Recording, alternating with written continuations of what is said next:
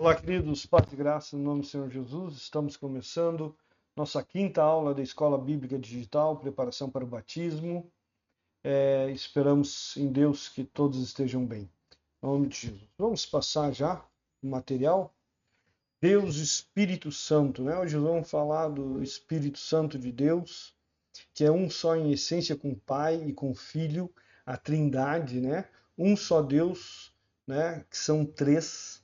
O Espírito Santo não é uma força, não é, uma entidade, não é uma pessoa, né? Relacional. Ele sente, ele tem desejos, ele atua, ele tem ação, ele é autodeterminado. Então, o Espírito Santo é uma pessoa, ok? É o espírito da verdade, né?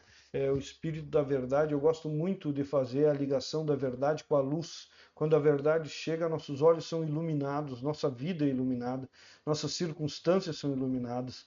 Então, ele é aquele que traz essa luz aos nossos olhos. É através dele que nós podemos ver a verdade, né? O espírito da verdade. Ele atuou na criação, né? Se nós formos lá em Gênesis 1, no 2, a terra era sem forma e vazia, trevas cobriam a face do abismo e o Espírito de Deus se movia sobre a face das águas, né? Esse se movia sobre a face das águas ali, o termo ali dá o sentido de incubar, né? É algo muito lindo, muito bonito, né? É, Rachaf, né? Rachaf, né? Amolecer, relaxar, pairar e incubar. Remete à ação do Espírito Santo pairando sobre a criação, como descrito em Gênesis. Essa é uma ação criativa do Espírito Santo, né? Preparando, como se estivesse preparando para o surgimento de algo novo, participando, né? Incubando a criação ali. Nós vemos essa expressão e essa melodia tão bonita, né? Que o Espírito Santo pairava sobre a face das águas enquanto criava, né? Que coisa maravilhosa, né? Também nós podemos ir lá em 2 Timóteo 3, 16, 17, nós pedimos para todos decorar, né? Toda a escritura é inspirada por Deus e útil para o ensino, para a repreensão, para a correção e para a instrução na justiça, para que todo homem de Deus seja apto e plenamente preparado para toda boa obra, né?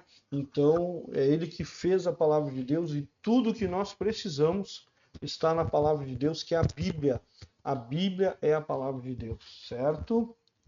Ele ilumina os homens e os capacita a compreender a verdade divina.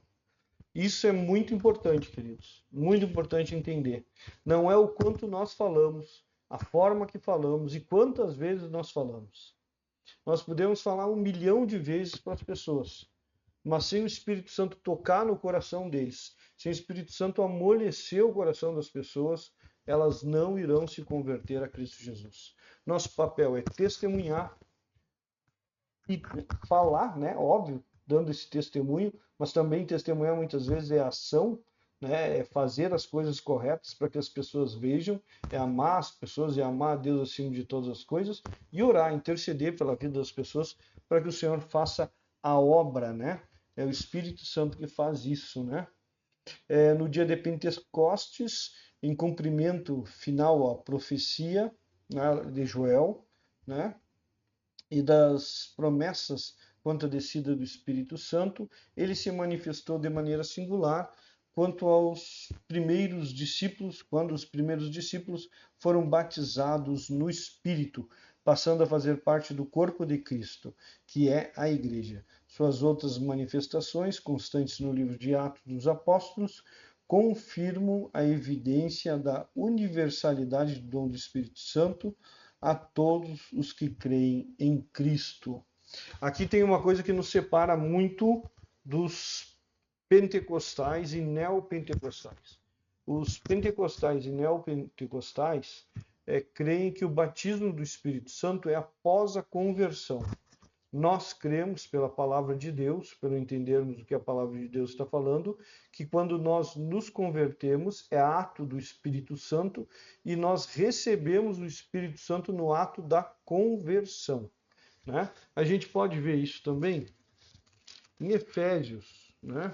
A gente pega Efésios e a gente vê lá, pega Efésios 1 aí na tua Bíblia, no versículo 13, diz assim: Quando vocês ouviram e creram na palavra da verdade, o evangelho que os salvou, vocês foram selados em Cristo com o Espírito Santo da promessa, que é a garantia da nossa herança até a redenção daqueles que pertencem a Deus para o louvor da sua glória.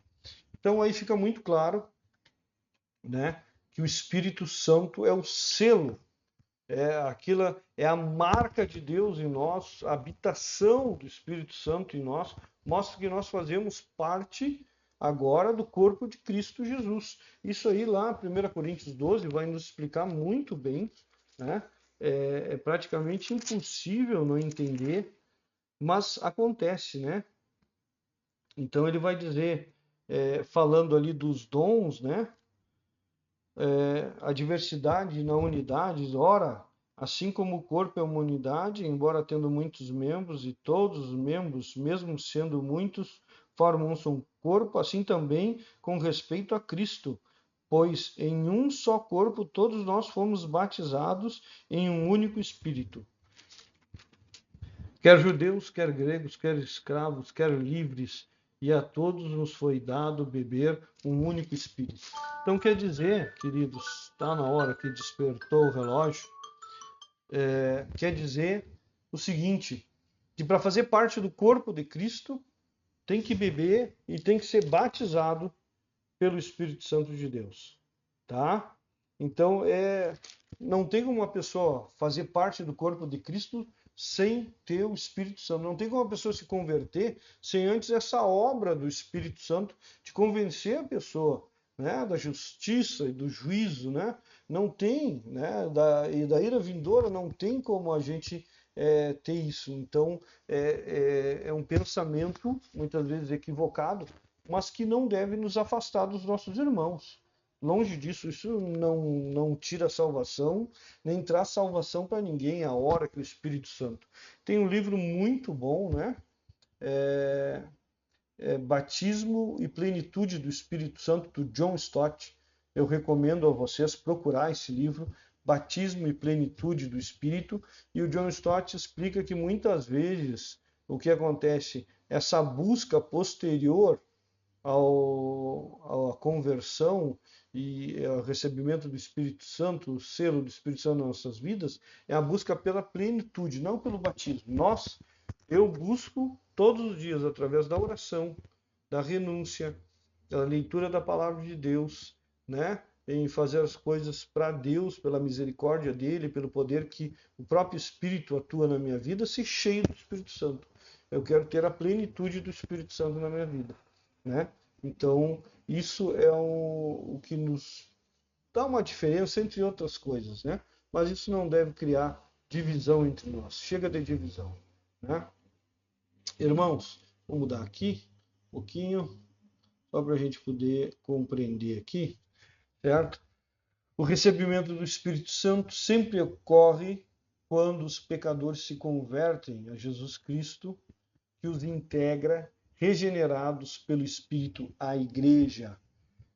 Isso foi o que nós falamos agora, e a palavra regenerado aqui é uma obra exclusiva de Deus, né? Se lembra que a gente já falou isso anteriormente, a regeneração, essa nova vida, é só Deus que nos dá através do Espírito Santo, onde somos feitos novas criaturas. As coisas velhas já passaram, eis que tudo se fez novo. Ok? Então, ele dá testemunho de Jesus Cristo e o glorifica. Então, a própria palavra diz que o Espírito Santo, ali em 1 Coríntios, vai dizer que não falaria dele mesmo, mas falaria do Senhor, né? Então, ele é o Paracletos, aquele que vem para nos auxiliar, nos ajudar, é o nosso advogado, o nosso intercessor, né? Então, ele vai dar testemunho de Cristo, da vida, da obra de Cristo Jesus, né? Convence o mundo do pecado, da justiça e do juízo, né? Opera a regeneração do pecador perdido, é ele que faz esta obra de santificação nas nossas vidas. Quando nós assumimos a justiça justificação por Cristo Jesus naquela cruz. E iniciamos o processo de santificação, é o Espírito Santo que faz esse processo em nós, né? Opera a regeneração do pecador perdido, acabamos de falar, sela o crente para o dia da redenção. Então, quando Cristo Jesus romper em glória e nos chamar, nós vamos subir porque temos a marca de Cristo Jesus, que é a presença do Espírito Santo em nós, porque, como diz o 10, ele habita no crente, né? Guiam em toda a verdade, é o Espírito Santo. Por isso que muitas vezes, eu não entendo a Bíblia. Lê e pede para o Espírito Santo te guiar. Fala com o pastor, fala com crentes mais velhos, busca e o Senhor vai fazer uma grande obra, né? Capacita-o a obedecer à vontade de Deus. Isso é uma verdade. Se tu estás cheio do Espírito Santo de Deus, tu consegue obedecer a Deus. Se tu é um crente carnal, se tu só busca as coisas do mundo, se tu só passa fazendo as coisas que Deus não gosta, tu não tem como obedecer a Deus. Tu vai ser um crente meia boca, tu vai ser um crente pobre, miserável, que o teu testemunho vai ser trevas, horrível, ninguém vai querer o teu Deus, né? Mas se tu buscar o Espírito Santo de Deus, se tu for cheio do Espírito Santo, como? Cantando louvores, enchendo a cabeça com a palavra de Deus, com tudo que é bom, digno de boa fama, né? Louvando a Deus em todo o tempo pelas circunstâncias da tua vida, boas ou más, crendo que o Senhor está operando na tua vida a todo momento, né? Agindo com decência, com juízo, para glorificar a Deus nos teus atos, né? Então tu vai ser cheio do Espírito Santo, né? Tu vai conseguir obedecer ao Senhor. Isso é uma verdade. Capacita a obedecer à vontade de Deus, distribui dons aos filhos de Deus para a edificação do corpo e para o ministério da igreja no mundo. Então é o que diz lá, ó, cada um, porém, é dado manifestação do Espírito Santo visando o bem comum, né? 1 Coríntios 12, 7. Os dons para dentro da igreja, se tu receber um dom de Deus, um presente, a palavra dom é um presente, é a graça de Deus, né?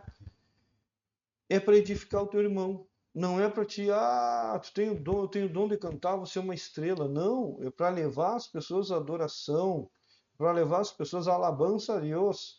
Então, nós temos que compreender que nós estamos no corpo para servir uns aos outros.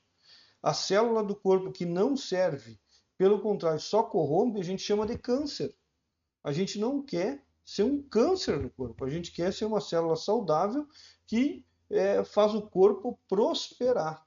E é isso que nós queremos. Amém? Sua plenitude e seu fruto na vida do crente constitui condições para uma vida cristã vitoriosa e testemunhante. Isso é maravilhoso. Vamos falar do fruto do Espírito Santo, vai ser ato de pregação. Se encontra lá em Gálatas, tá? Gálatas 5. Você pode pegar aí, Gálatas 5, 22, e diz assim: mas o fruto do Espírito, o fruto, não são os frutos, não é um cacho de uva, né, nem uma penca de banana, é o fruto. O que o Espírito, é a obra do Espírito Santo no nosso coração, quando nós damos liberdade ao Espírito Santo, quando nós buscamos a Jesus Cristo, quando nós nos arrependemos de nossos pecados. Então diz assim, mas o fruto do Espírito é amor. Esse amor que ele está falando aqui não é o amor eros entre homem e mulher, não é o amor filos entre irmãos, é o amor ágape, é o amor de Deus para conosco. É aquele amor que abre mão dos seus direitos em prol do outro. É um amor sacrificial. É o amor mais lindo, mais poderoso que existe. Alegria que vem do Senhor, né? A paz com Deus. Paciência, oh meu Deus, tem que operar nessas vidas. Amabilidade, ser amável, ser cordial. Bondade, a bondade me seguirá, né? Fidelidade em todas as áreas da nossa vida. Mansidão, os mansos, se lembra que a gente está fazendo a pregação aí, né? Os mansos herdarão a terra, né? E domínio próprio. o domínio próprio que nos dá tanta graça, nos traz tanta vitória, né? E ele termina dizendo assim, ó, falando do domínio próprio ali, contra essas coisas não há lei, né? Não somos condenados de jeito nenhum. Os que pertencem a Cristo Jesus crucificaram a carne com suas paixões e seus desejos. Aleluia, né? Então, queremos ter o fruto do Espírito? Crucifique a sua carne, pegue a sua cruz e siga Jesus. Amém? É isso que nós desejamos, bem curtinho, para todo mundo se alegrar. Deus abençoe a todos. Sejam sal e luz, em nome de Jesus.